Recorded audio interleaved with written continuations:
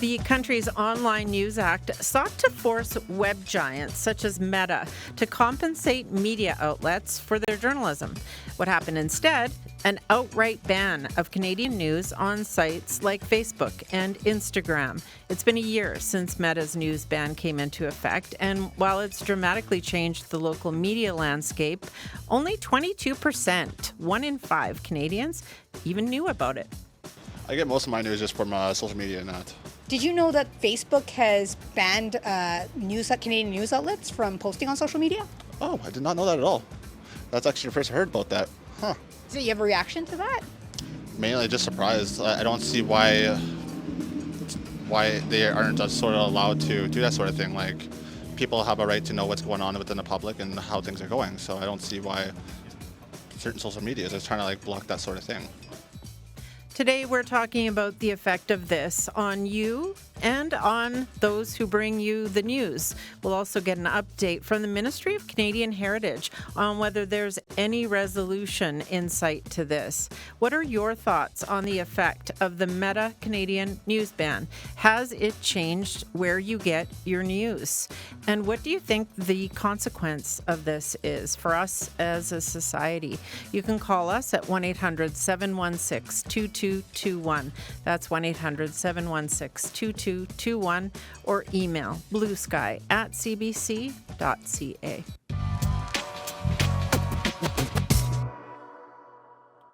We've got lots to come. We'll talk with a researcher from McGill University who's been studying the effects of this news ban.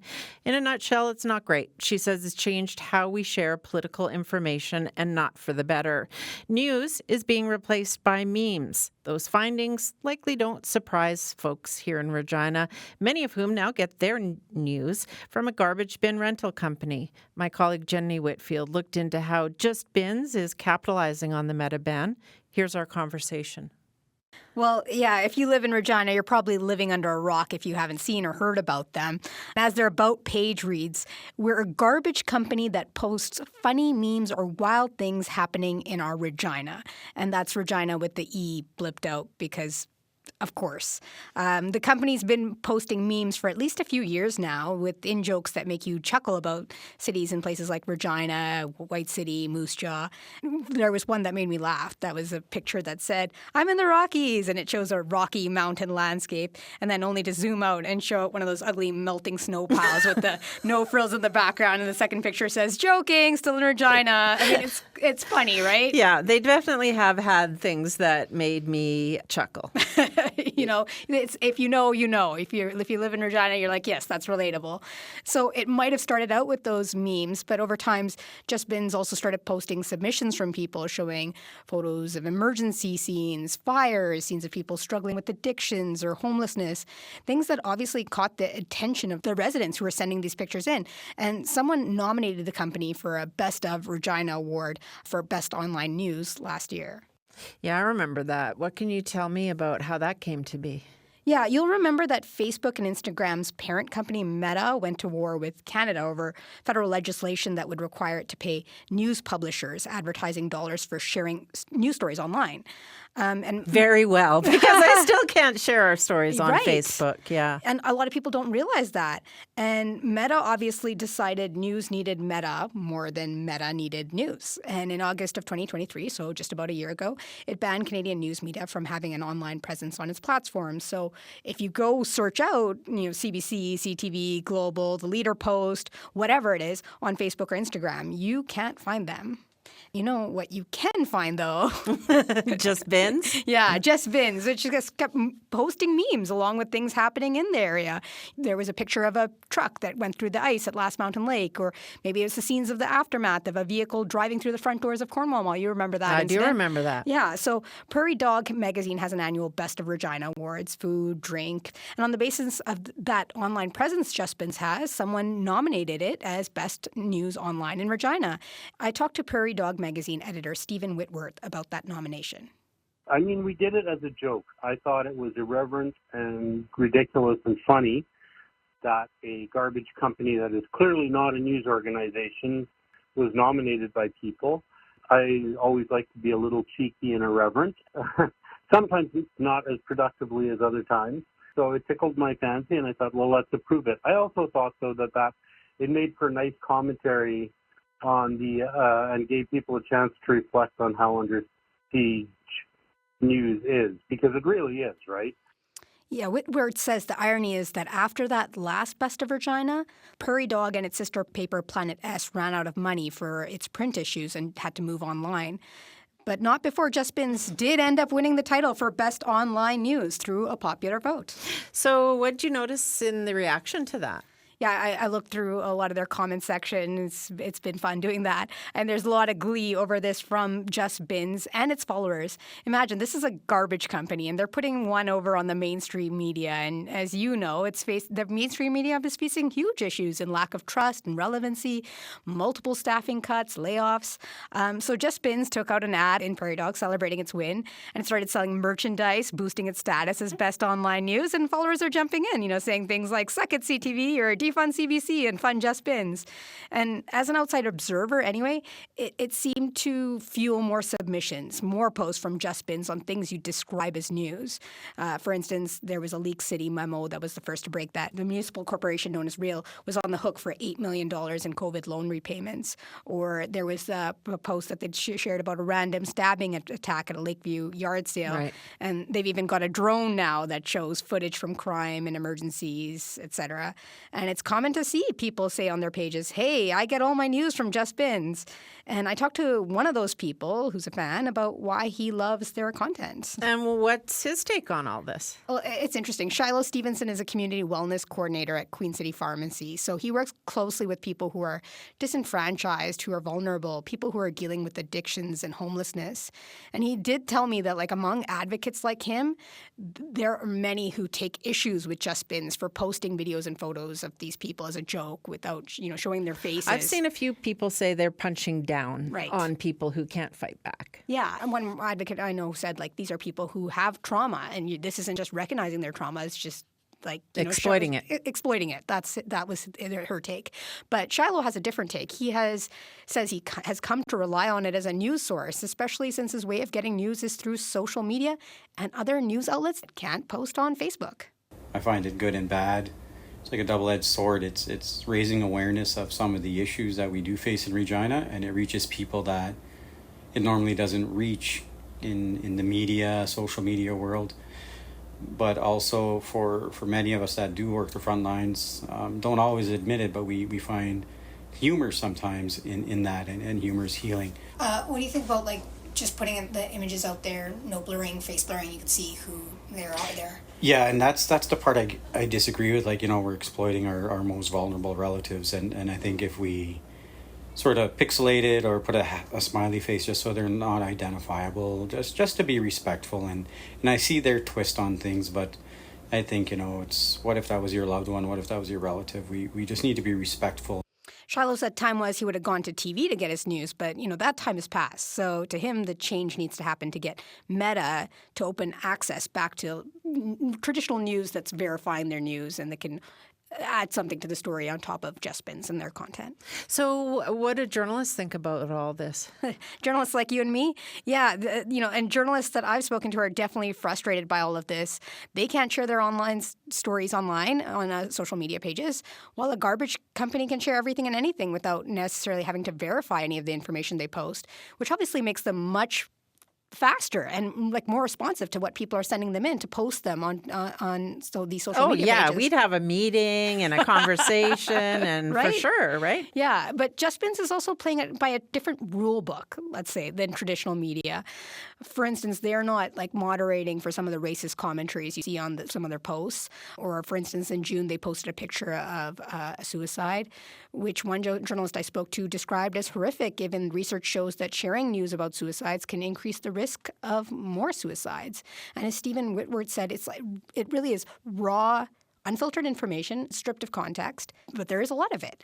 I spoke to a few regular citizens who've raised concerns about some of those posts to Just Bins, and Just Bins has responded by posting their personal details, their work emails, for instance, encouraging their followers to share what they think about censoring free speech. They told me their followers have signed them up from spam to their work emails.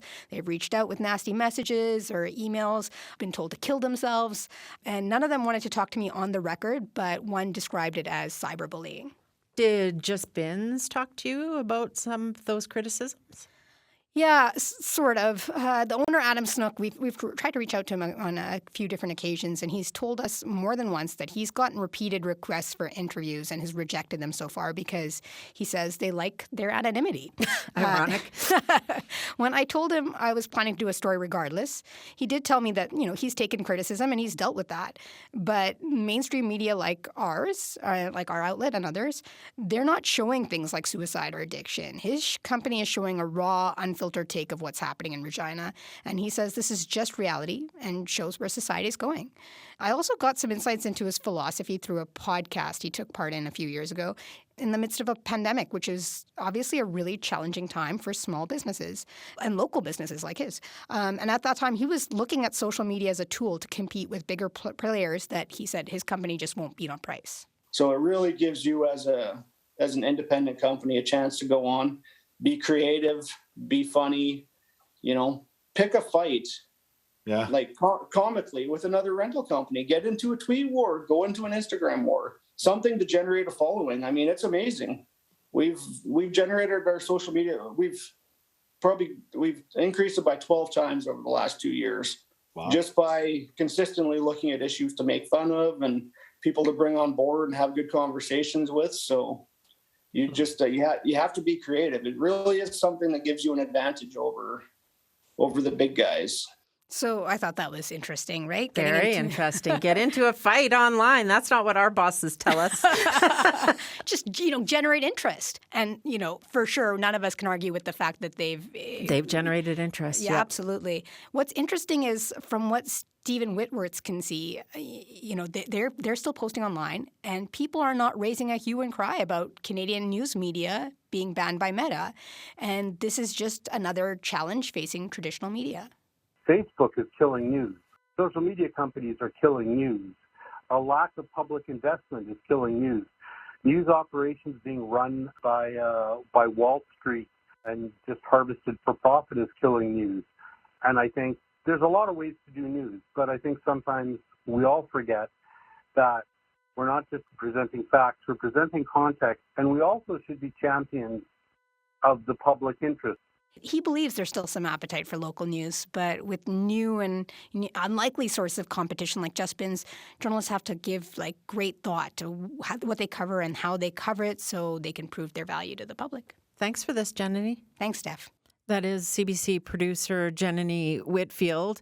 Prairie Dog's having a GoFundMe right now to try and stay in business, just to highlight some of the difficulty that the smaller media outlets have had. And we'll talk with Carrie Benjo coming up. Eagle Feather News used, as many small media outlets did, Facebook and Instagram, but Facebook in particular as a free method of sharing stories, and a highly successful one. And now it doesn't have that option any longer, thanks to the federal government. Now, the federal government says it's doing that for small media outlets like Eagle Feather and Prairie Dog. It's trying to get money from big tech giants, including Meta, which runs Facebook and Instagram. And those companies have made billions and billions of dollars from sharing news, which they don't create on their platforms. And as you probably know, Google has signed a deal, $100 million worth, and that money, the federal government says, will go to some of those smaller news outlets. So in theory, it seems like a good idea. In practice, Meta hasn't agreed to it. We'll talk with the federal ministry about when it says enough is enough on this. I'm Stephanie Langenegger in for Leisha Grabinski today on Blue Sky, and we're talking about what a year it's been in Canada when it comes to news. For the past year, you haven't been able to share any news here in Canada on Facebook or Instagram, Meta has banned it rather than pay for it. And we've been talking about how that affects all of us. Carrie Benjo is the editor of Eagle Feather News. That Indigenous news publication recently rebranded and relaunched as EFN Media after a 6-month hiatus. And Carrie joins us now on the line to talk more about this. Hi, Carrie. Hi. How are you doing a year into the Meta ban on news? It's been a wild year. There's like extreme highs, extreme lows, but right now I'm riding a high. We relaunched. We have our website up and running. We're producing content and uploading it and learning all that fun stuff. But yeah, it's been eye-opening, and I've realized a lot of about news and how we need to actually share news now in new ways. When it first began, what did you notice to the way it affected your sharing of stories at Eagle Feather? Well, because we were so small, we depended on our social media presence to push out that content. We produced 10,000 copies of papers and they went out to all First Nations. But like the urban settings and stuff like that, a lot of people didn't have access to the papers, and we felt that on Facebook it was an easy way to share these stories and get it to the greater public.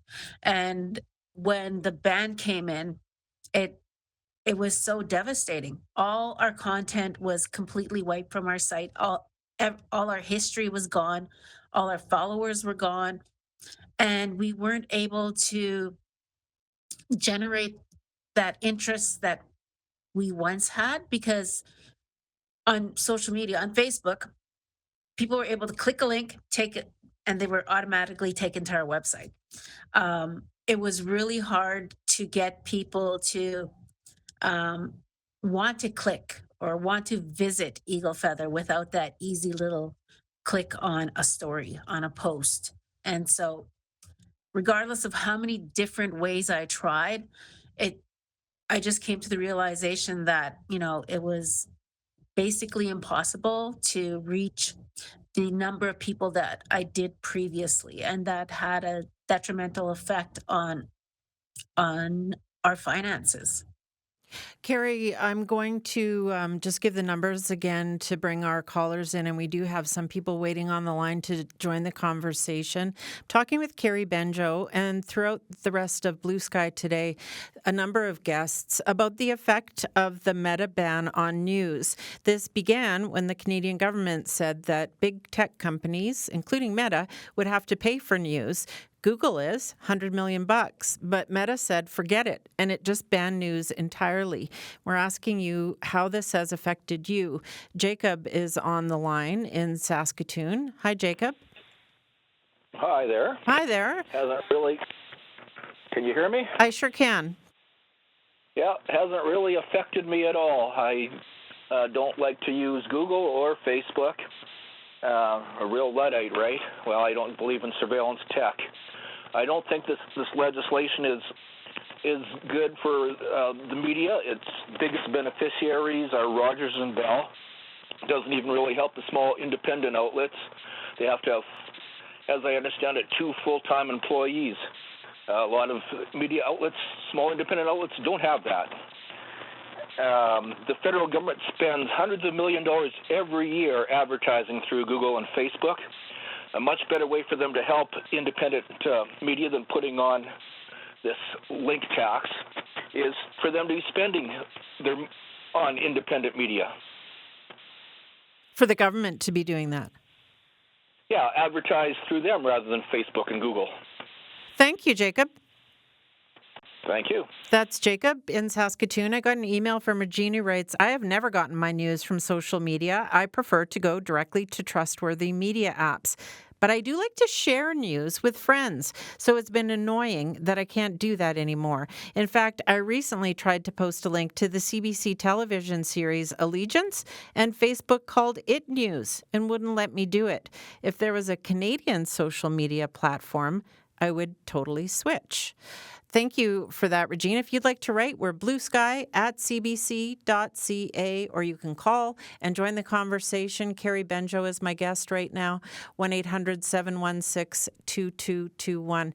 Carrie, how much government advertising do you get at Eagle Feather News, would you say? Like, how big a partner is the federal or provincial governments for you? Um, I wouldn't say it's huge. We do get some federal government funding for a paper and things like that. A lot of it is provincial organizations. It comes from within the province. A lot of the advertising revenue that we do get is local. We did have a chance to talk with the federal ministry about this. The federal government has said that it's doing this for media outlets. And so we wanted to know more about exactly how it thinks things are going. Talib Noor Mohammed is parliamentary secretary to the Minister of Canadian Heritage. That's the branch of the federal government that's responsible for this issue. I spoke with him this morning and began by asking about the effects he's seeing 1 year on. I think the unfortunate and irresponsible decision taken by Meta is one that is having something of an impact on Canadians' ability to access news, and that is disappointing. I mean, we have been keen to try and support local journalism and access journalism wherever we can, but the decision that they've made, which is of course a business decision that they're entitled to make, has had something of an impact on Canadians' ability to access news. Now, that said, we are of course seeing, as a result of the agreement with Google, an opportunity to be able to support journalism and access journalism in different ways. So I think we've got to keep working to ensure that Canadians have access to good quality journalism and news. Yeah, you said it's had an effect. What effect has it had, the Meta ban?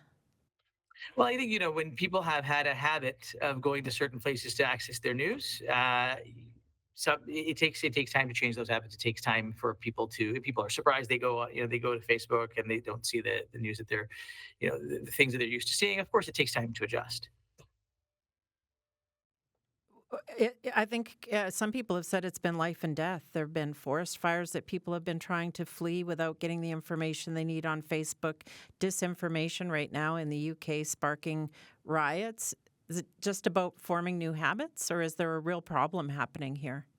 I think you raised the issue of disinformation, and I think this is a really important thing. Whereas disinformation was being that we're seeing it in a lot of cases, that disinformation was being spread on X. So whether it's X or Facebook or other places, people are going to the spread of disinformation and the presence of news are two very different things, right? So I mean, I think it's important to separate the two issues out. Whether or not people have access to news on Meta platforms versus the spread of disinformation were being spread on Meta platforms and on X and other places long before Facebook made the business decision to get out of the business of showing news, not just in Canada but in other countries as well. Okay, I'm not sure how you can separate them in the absence of no real news. Disinformation can flourish, but how well do you think your new legislation has worked in this regard? Meta obviously doesn't want to pay. Hold on a second, though. News is there, right? News, you can go to the CBC website, you can access No, news. no, You I'm can go to talking about on that platform. On On that that- platform. Look, the decision that Meta made to get out of the news business in Canada and in other countries was a decision that they made on the basis of their stakeholders. Their stakeholder is their shareholder. That's how they made their decision, right? That is a decision that they made on their own, and our job is to make sure that we take care of our stakeholder, which is Canadian citizens, and ensure that they have access to finding news and access to the news that they need. And how well is that working? Well, I think if you look at the agreement that we have struck with Google, which is best in class right now and will always be best in class based on the way in which that agreement has been crafted, is going to deliver $100 million of support to journalism in this country every single year going forward. And so I think if you look at that, that is one immediate response to the way in which the legislation has had an impact, positive impact, on supporting the news ecosystem in this country. What do we do about Meta? Do you just give up on that and let news be shared there for the groups who want to share it there, including news makers like Indigenous publications here in Saskatchewan? I think our door is always open to Meta. If they want to come and have a conversation with us, if they want to do the responsible thing and work out an agreement as Google did, our door is always open. We have said that time and again. We can't control the business decisions that Meta makes in Canada and in other countries. That's their prerogative. But we're going to keep working hard with other platforms. We're going to keep working hard to have the door open to Meta if they're interested in having that conversation, because it is important for all these voices from across the country, from coast to coast to coast, whether it's Indigenous communities, whether it's other communities, small rural communities. And this is where the CBC, by the way, plays a very important role to ensure that that access is available. But some of those smaller publications, including here in Saskatchewan, Eagle Feather News, say it's been really hurt by this move by the federal government. Well, what I would say is that part of the legislation was to ensure that funds were available to small independent journalists, whether it's through the deal with Google, through the local journalism initiative, which, by the way, we've re-upped, that allow many of these outlets to have access to the funds that they need to stay in business and to keep providing news. You know, people can say, "Oh, it's because of this legislation." It's actually untrue. The decision that was made by Facebook to get out of the news business has happened long before the legislation was passed or implemented. That is a decision that they made, and they've made it, as I've said before, in other countries, not just in Canada. Our job is to make sure that other platforms, other avenues are available, and we're going to keep doing that by supporting supporting small organizations like through the local journalism initiative. And again, we're going to make sure that there is a strong public broadcaster in the CBC that is well funded and well supported. You look at what the Conservatives are talking about; they want to cut all of these measures and leave it to the market to decide. The problem with that is that all of these small outlets would have no chance in an environment where you have a government that says we don't believe in supporting local news. We don't believe in supporting a public broadcaster, and we believe that it should be a world in which only the strong survive. And what that does is disproportionately impacts Indigenous news, disproportionately impacts small communities. And our job is to make sure that Canadians have those choices. What do you do if Meta never knocks on your door again?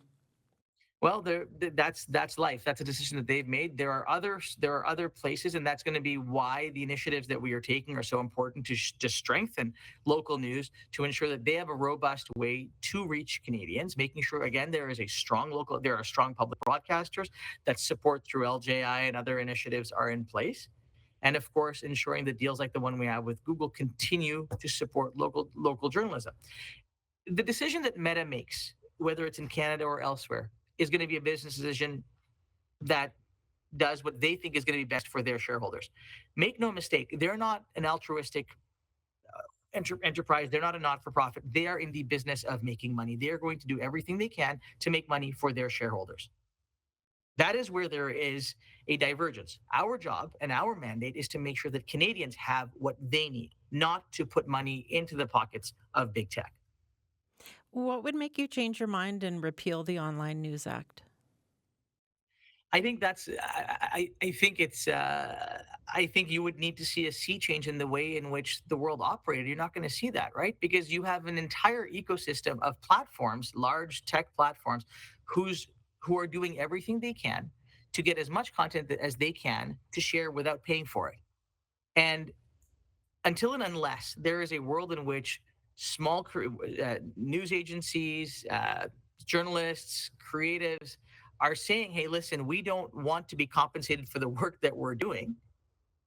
Let them take our content and profit from it without giving us a dime. Our job is to make sure that we're going to protect those small news agencies, large journalism journalism organizations, and creatives in this country. Right? We cannot allow for the news sector in this country to die. We cannot allow for the creative sector in this country to die. And our government is going to make sure that those supports are in place. What about those who are dying in the meantime? Well, again, if people would have you believe that somehow Facebook's business decision is driving that, then I mean that's something that we need to add, that Facebook needs to answer. Right? We have been consistent in our support. We have been consistent in making sure that news agencies and journalists have the support that they need. What is important is that in a changing landscape where being online matters, we're ensuring that you are where Canadians are in terms of accessing their news, making sure that our government is giving those organizations the ability to transition well is really important. And that goes for the CBC, right? Part of the exercise that is being undertaken by the minister right now is to ensure that the CBC is ready to take on the 21st and 22nd century, to be ready to be a public broadcaster that is available in new ways. And that is the work that all news agencies and all journalists need to be thinking about. And we're going to be there to support them in that transition. Thank you for your time this morning. Thank you very much. That's Talib Noor Mohammed, Parliamentary Secretary to the Minister of Canadian Heritage, and I talked with him a couple of hours ago. I'm Stephanie Langenegger, filling in for Leisha Grabinski on Blue Sky. Carrie Benjo is the editor of Eagle Feather News, and she's been listening along to my conversation with the Parliamentary Secretary. Carrie, what did you think of what you heard there from the federal government? I think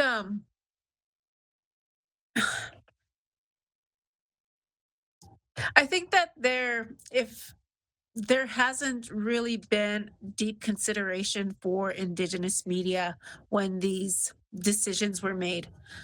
There isn't anything specifically that assists Indigenous newsmakers and producers like myself. We have to compete with everybody else. There's no special treatment.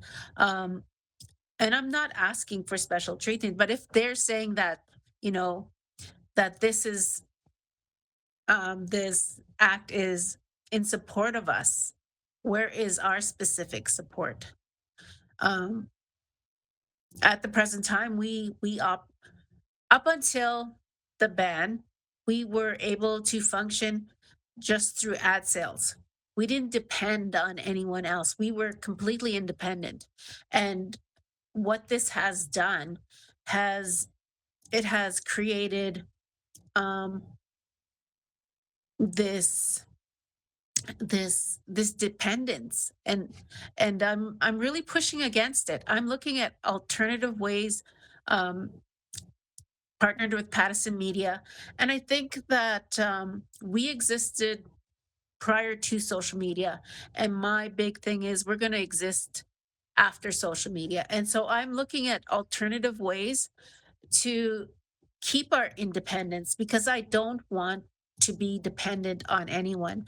Um, and I'm a full believer in media sovereignty and looking at alternative ways to to survive this news ban that has created this unstable environment for my news organization. We'll leave you on the up note that you are now that you're back with EFN after your hiatus. Thanks for making time for us on Blue Sky again today, Carrie. Thank you. That's Carrie Benjo. She is with Eagle Feather News, EFN Media, talking about the effect of Meta saying it won't pay for news. It will just ban it instead on its platforms, Facebook and Instagram. Our next guest was part of a study that looked at the effect of that. Sarah Parker is an analyst at the Media Ecosystem Observatory out of McGill University, and she's been listening to the show and joins me now. Hi, Sarah. Hi, thanks so much for having me. What do you think of what you've heard so far? Um, First of all, I think like the big story here really is the impact on local and smaller news outlets. It was great to hear from Eagle Feather News about how this ban has impacted them because at the end of the day, Facebook in particular was a major avenue for these news outlets to, gain ad revenue, but also stay connected to their readership and share their content and expand their audience. And now that method is just totally gone. So I think it's important to really center on that perspective. I think what I think the statement from Canadian Heritage is a little difficult to parse, if only because I think it's a little bizarre to assert that Meta has instituted this ban for reasons other than the Online News Act. Like it's true that Meta has been rolling back the visibility of news and political content on their platforms for a few years now, but the end of news visibility for Canadian users on Facebook and Instagram is definitely a consequence of the Online News Act, an unintended consequence of the Online News Act, but it was an attempt by Meta to remove themselves from the scope of it, by ending, their role as a facilitator of content, of news content in particular. So, And what has that done for us, people who used to read news there? well, overall, it just means that you're seeing a lot less news. So, as you mentioned kind of at the start of the show, only about 22% of Canadians know that the news is banned on Facebook and Instagram. But many, many more Canadians than that actively use these platforms for news, but also just to become informed about what's going on in current events in the world, in their communities, in politics, also entertainment, right? People are still going to continue turning to those platforms.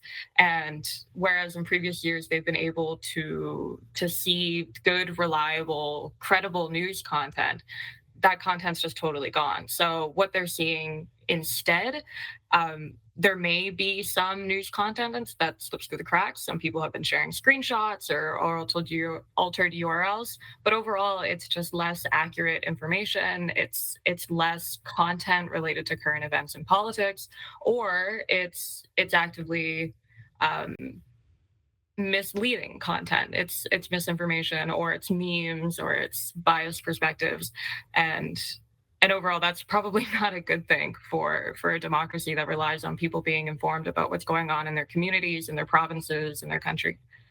And what do we do if a company like Meta doesn't care? Just says, get out of here. We're not giving you any money for this. Carry on your own way.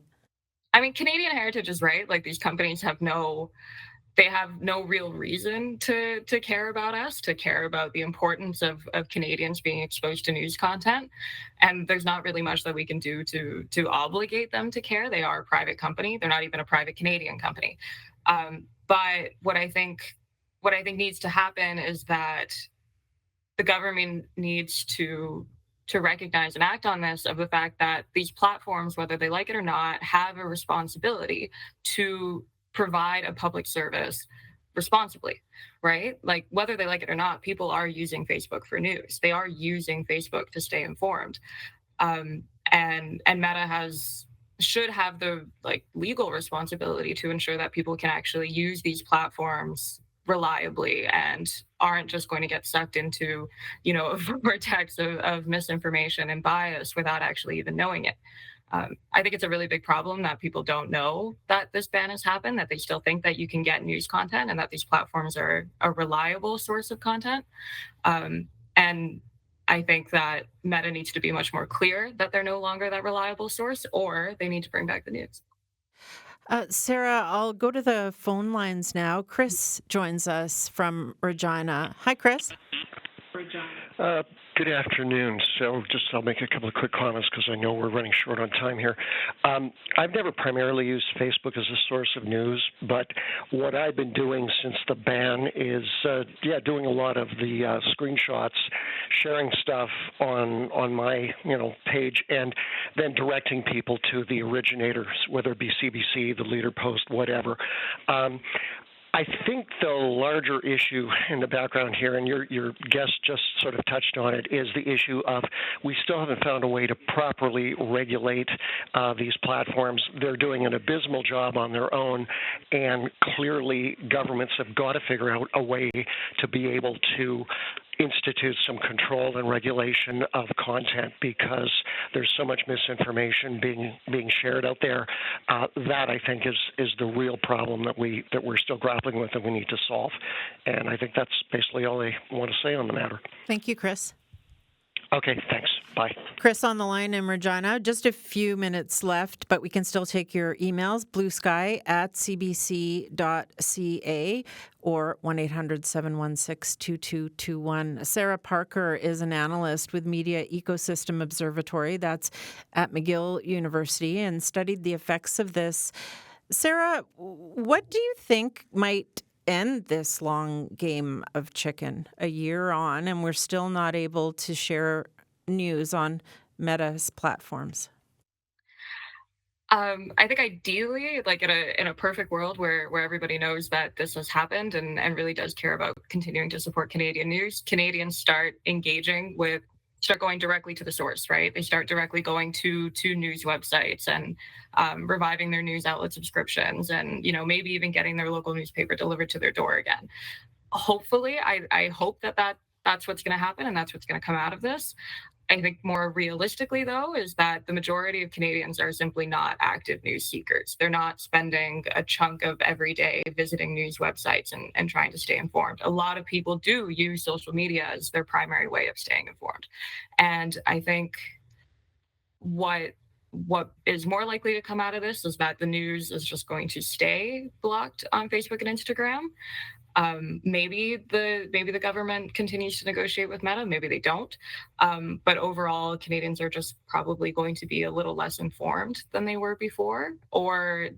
And I think the risk is that they're going to become more polarized than they were before and have a poorer understanding about kind of what's going on the other side of the aisle, or what's actually happening in the country, without that kind of biased political lens that people who produce content related to current events and politics on Facebook currently use, right? Like that content's coming from politicians and commentators who have an agenda. And I think it's just going to be more likely that we start consuming more information from those rather than reliable, trustworthy news outlets. Sarah, thank you for your time today. Thank you so much. That's Sarah Parker, an analyst at the Media Ecosystem Observatory out of McGill University. They did a study that looked at what's happened since Meta banned Canadian news from Facebook and Instagram, and it did that in response to the Federal Online News Act, which would have required them to pay money to the media outlets whose stories they were publishing.